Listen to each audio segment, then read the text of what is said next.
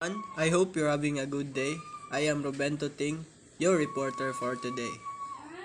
Learning the basic soil and water relationships has no better start than to know the soil, what is soil composed of, how does it how does its structure look from within, and also what are the terms, what are the very important formulas we will see as we study or go on into the technicalities of this topic.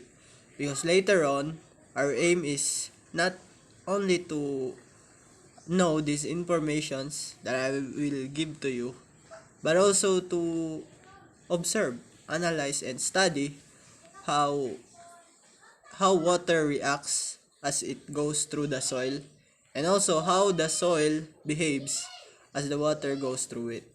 And that's how basic soil water relation starts.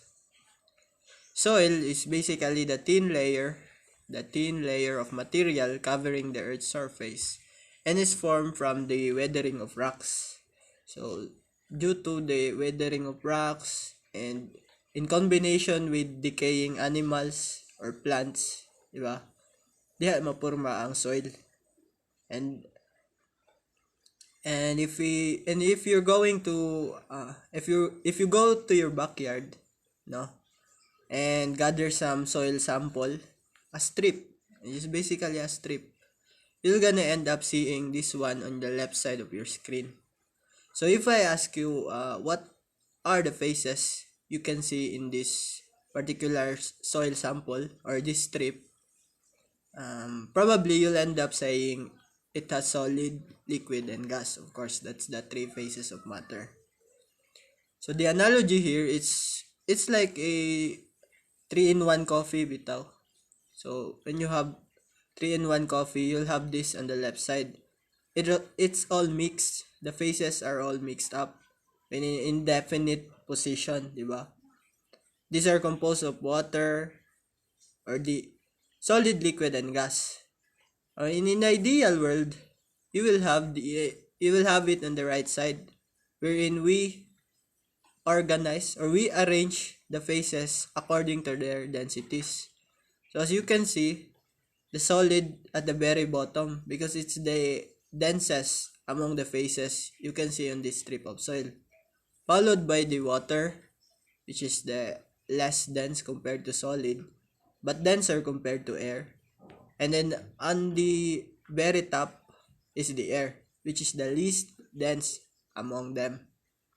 So from here, diri pa lang maka kuha na taog relationships among water, air, and solid, and above all the soil. Alright? So ang ginatawag nila diri nga void, diba? The first term is void. What is a void? Void is basically the volume of air plus the volume of water. So just focus on the figure, no? We have here air and water. So that volume of air plus volume of water, what makes up a void? So in the left side, kining pores dire, no? The tiny pores, the gaps between the soils or the soil or the solid and the soil is the void, what we call pores. Pores or void are the same. And then we have the volume of solid. So if we want to know the relationship between void and the solid in the soil, let's say we want to know the ratio. So how much volume of void are there in comparison to the volume of solid? So iri pa lang sa right side of your screen. That will tell us the void ratio. Of course, it's the ratio of void to the solid. That's void ratio, no? That's one formula. It's the volume of void or the volume of air plus volume of water over the volume of solid. So ratio, comparison sa volume of void to volume of solid. The next relationship, no, would be the volume of void in comparison to the total or the overall volume. So what is the overall volume here? The overall volume is the volume of air, of course, plus the volume of water, plus the volume of solid. So, kung kaniha, the void ratio, we compare the volume of void to the volume of solid. But now, we are comparing the volume of void to the overall volume. So, what is that? That is porosity. Alright? So, what does porosity mean?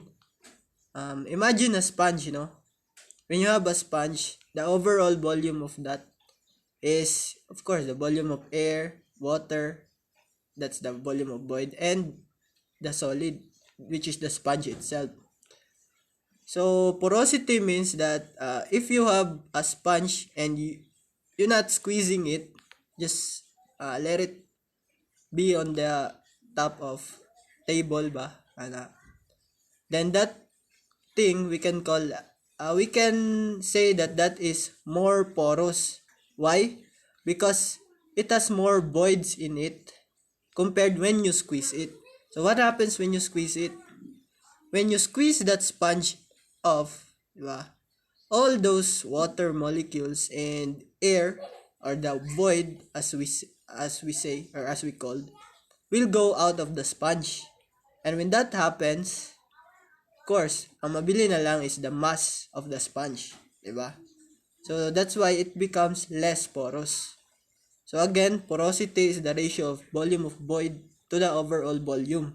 So kung sa sponge pa na, if you're not squeezing the sponge, then that's more porous. More porous means more void in it. Alright? While less porous is when you let go of all those voids, or some of the voids. Di man yun tanan ni mo ma-let go nga voids. But na kay ma-let go nga voids and mabilin is mass of that particular soil or sponge as an analogy, then that will become less porous. That's what porosity mean. Alright? The next one is the degree of saturation. So, unsa man ang degree of saturation? That is the volume of water. That is a comparison, no? Volume of water in comparison to volume of voids. Alright, no? The first one is void ratio. The volume of void in comparison to volume of solid. Then the porosity, the volume of void in comparison to overall volume. And then finally, the degree of saturation, which is the volume of water in compared to volume of voids. Now, what happens when you have a higher, let's say, numerical value of degree of saturation? So that means, unsa man ato numerator? Volume of water, right? So when you have that, either you have a very high or greater volume of water compared to air, because that's water in comparison to void, diba? And then void, water, air, may naana. So either you have more water in it and less air, just like that, or you have less air and more water. That's what I'm saying. So that's what degree of saturation is. So the higher the degree of saturation, the more wet, diba? Saturated, the more wet is your soil sample.